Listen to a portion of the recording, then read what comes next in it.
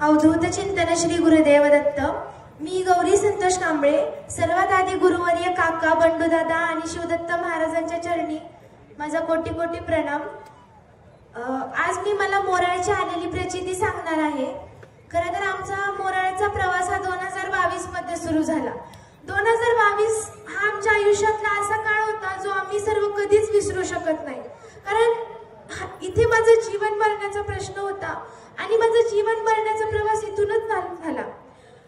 सगळं काही चांगलं होतं। अचानक मार्च मध्ये मला त्रास व्हायला लागला। जिथे माझा दरवर्षी शाळेमध्ये पहिला नंबर यायचा तिथे मला अभ्यास करावासं वाटत नव्हतं, कोणाशी बोलावंसं वाटत नव्हतं।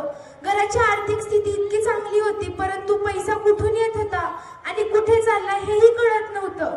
घरात सारखे वादविवाद सुरू असायचे। खूप त्रास व्हायला लागला।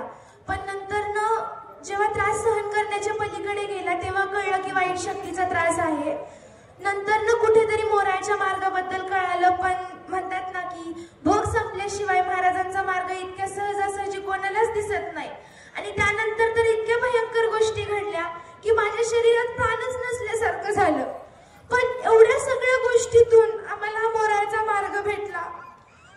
गुरुवर्य काका, बंडूदादा महाराज आणि शिवदत्त महाराज हे आमच्या अंधारलेल्या आयुष्यात एक प्रकाशाची ज्योत म्हणून आले, ज्यांनी आमचं आयुष्यच बदलून टाकलं।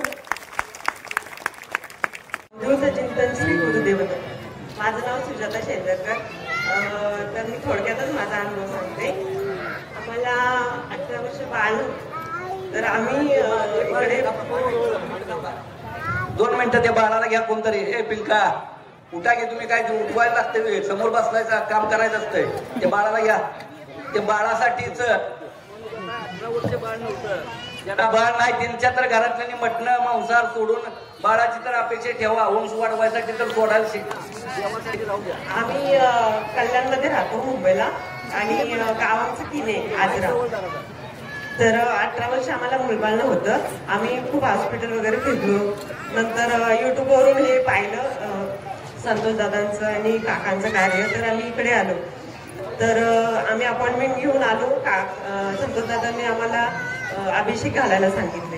अभिषेक घातले तर 2 वर्षातच आम्हाला अनुभव आला। तर एक छोटंसं कोंडच बाळ आता दिलंय गुरुमाऊलींनी। मी खूप खुश आहे। घरात म्हणजे खूप आनंद होता। 18 वर्षानंतर झालंय आणि त्याचं नाव मी वल्लभ ठेवलं।